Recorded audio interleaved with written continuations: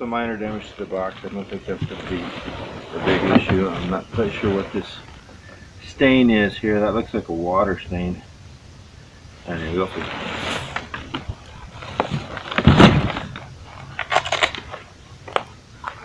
smashed here, UPS.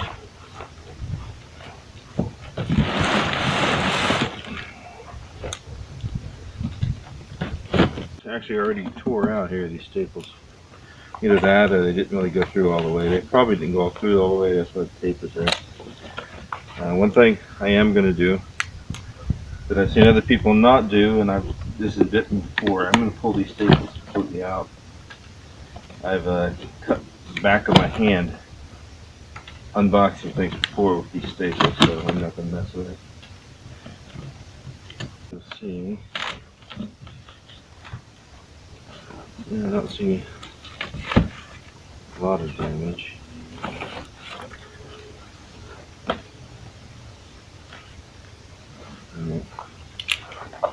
Another thing a friend of mine once told me is that gravity is your friend. What that means is you don't fight gravity, you use it. Or in other words, you take the box off of the heavy thing instead of trying to take the heavy thing out of the box. Much easier. Pedals, and toolkit, reflector,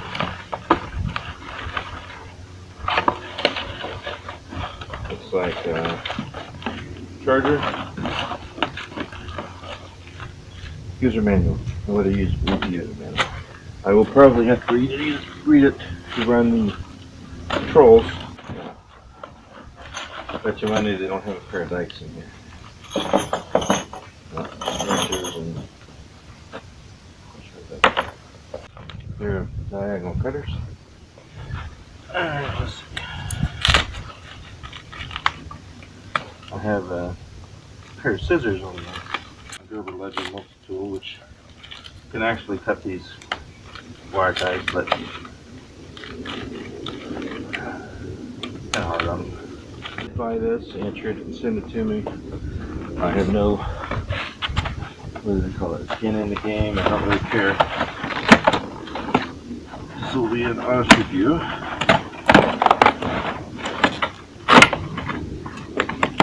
I've seen some where they send them pre-bike and then they do a review. Yeah, I'm really touch those. I actually had a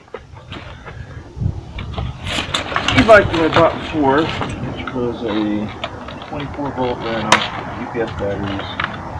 I believe it was originally bought in Walmart.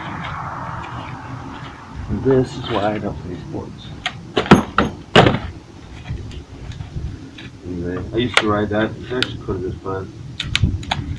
It wasn't very fast, but the electricity, the power actually really helped when it kills. So one time I took it out and went around a corner too fast because it was in the back, and it kicked out from under me with skinny tires and hurt my wrist, and it hurt for like 6 months. So that wasn't a lot of fun. Actually looks relatively surprisingly well built. I used to ride my bicycle to town, to school every day, 8.5 miles. I used to like to say that 8.5 miles uphill both ways. And then I had a friend of mine give me the best answer I've ever gotten for that one. I told him I used to ride my bicycle to school, uphill both ways. And he said, boy, we're used to it. Which implies, of course, that if I'd been smart, I would have just turned around with the other direction and be downhill both ways. Apparently the handlebar was laying on the horn. That's why I was digging.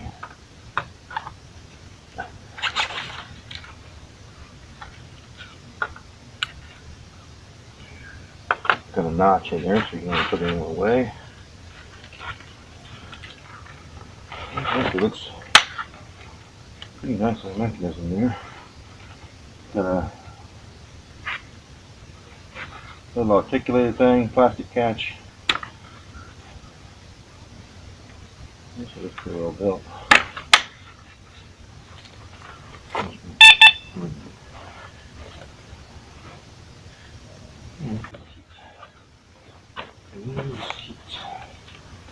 I'm going to leave this foam on here because I'm going to flip it upside down to work on it. I also bought a pad. I also bought a Rad Power Bike Rad Mini, and the assembly video for that shows him assembling it right side up, which is silly. Again, gravity is your friend. Flip this puppy over. When I originally filmed this yesterday, the camera didn't record the front tire, and that's a really important part of assembling this, so I'm going to redo it. The first thing you need to do is take this bolt that they put on here. This keeps the forks from bending in and out when they're being shipped. It's very important you take that off. The next thing you've got to do is put the fender on. This is a little splash guard thing which always goes in the back. If you look back here, it's in the back on the one that's already on there. If you look over here, you've got a bolt right here that goes right there, and then two bolts right here. I don't like the way that they've got these right here. If you go on the outside of the little tab, you bend this cable over a little bit. So what I'm going to do is actually put these on the inside of the tabs here. The forks look like steel. So these little tabs are about a little less than 1/8 of an inch thick, and they're threaded. Fairly strong. This one over here actually came bent a little bit, which is not a big deal. I didn't want to wail on it and bend it back, so I just let the bolt tighten down and bend it straight a little bit. Now, one thing I noticed yesterday is when I put the fender on, I had to come back and put the light on and take that bolt out again. So on this time, I'm going to just do them both at the same time. We'll start. It's very important not to cross-thread these things. You should be able to do about 2 turns by hand before you put a wrench on it. Otherwise, you're going to screw stuff up. Here's a little light. It's got a nice metal bracket here. The nice thing about the metal bracket is if it's pointing in the wrong direction, I can just bend it a little bit. Now, one thought is to put the metal bracket here and then to put the fender on top of that. However, when I had the wheel on yesterday, it was actually quite a bit closer, about a 1/2 inch closer to the front than it was on the back. So the fender goes underneath the bracket for the light.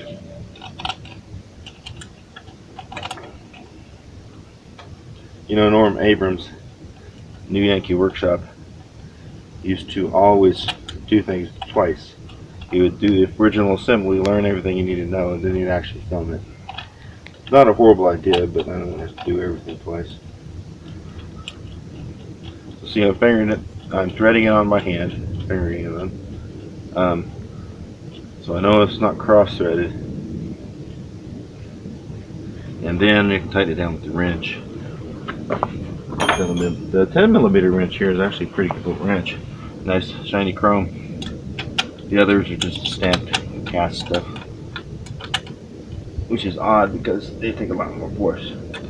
And when you tighten these down,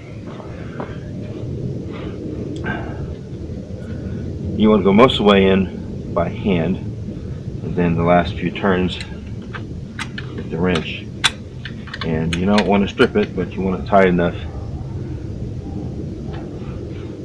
that it's not going to work its way loose from the vibrations. So as far as you can go by hand, and then tighten the rest of the way with the wrench. Give you foot-pounds, but it really doesn't matter. There's a large envelope of torques that listen to. There's the minimum needed to not vibrate out, and the maximum that would strip the hole out. And as long as you're somewhere between those, you should be fine. So this is actually bent a little bit. Not a big deal, it's twisted. Now the wheel, what I found yesterday doing this here, the easiest way to do it is to take these nuts and these little lock washers off completely. Sorry for all the jets and car noise. I live by a military base. So you want to put this on here, and of course the disc has to slip into this disc. Waiting for the jet to go over. You can't fly the jet, just wait. So put the washer on, the little tab goes in the hole there. You thread this on by hand again. So you see how easy it goes on? Just go on very easily. Spin up all the way with your finger. Spin up all the way by hand.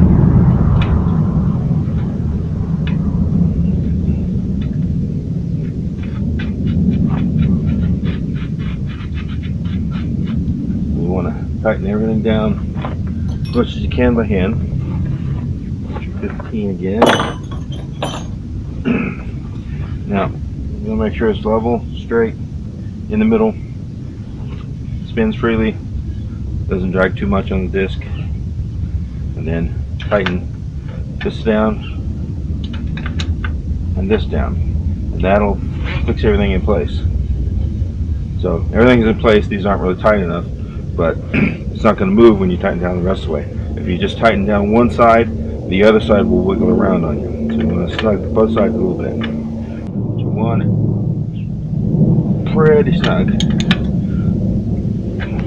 The little clips here, what they do is if this actually comes loose, the wheel is not going to pop out. You're not going to lose the front wheel going down the road. Alright, there we go.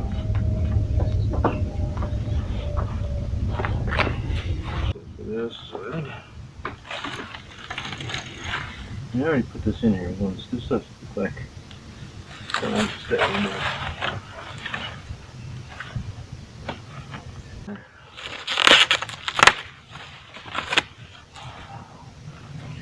Ah, the seat's tore up. I got poked.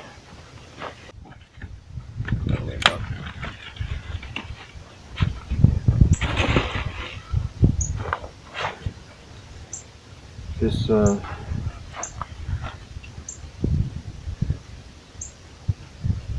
was wondering, oh, that's what this is. They even sent screwdriver. I was wondering what that was.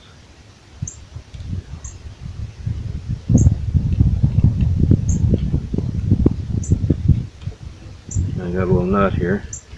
I'll put my finger over it so I don't drop it on the ground and never find it again.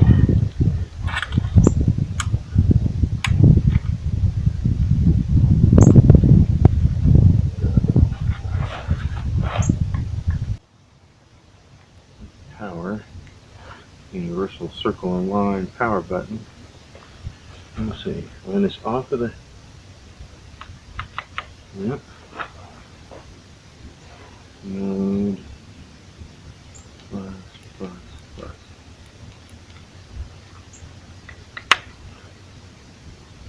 It should have a God alone mode. No lights. God alone mode. I don't even need to read instructions for this. I've got 4/5 of a charge.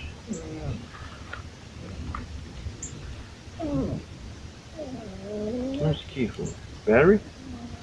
Must be inside here.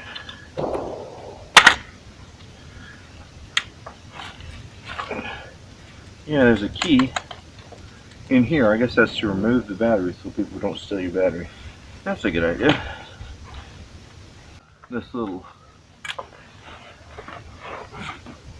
clippy thing keeps this from popping out while you're driving, so it needs to be tight enough not to just slide around, so I'm going to tighten that just a hair. So you want it tight enough you can still move it. So other than the little thing on the seat here, looks like it came pretty good, and you're right.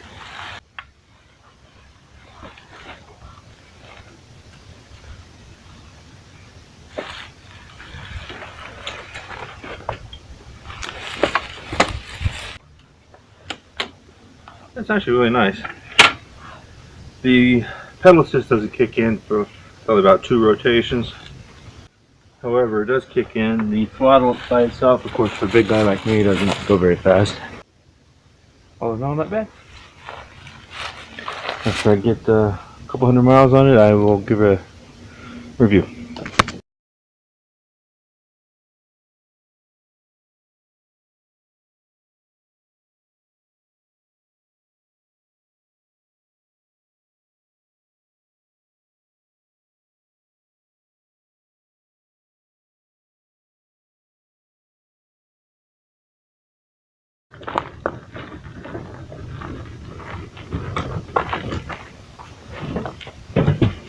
Some minor damage to the box. I don't think that's going to be a big issue. I'm not quite sure what this stain is here. That looks like a water stain.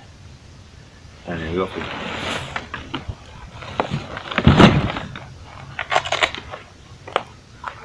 Smashed here, UPS.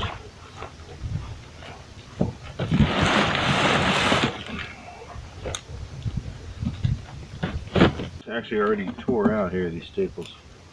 Either that or they didn't really go through all the way. They probably didn't go through all the way, that's why the tape is there. One thing I am going to do that I've seen other people not do, and this has bitten before, I'm going to pull these staples completely out. I've cut the back of my hand unboxing things before with these staples, so I'm not going to mess with it. Let's see. Yeah, I don't see a lot of damage.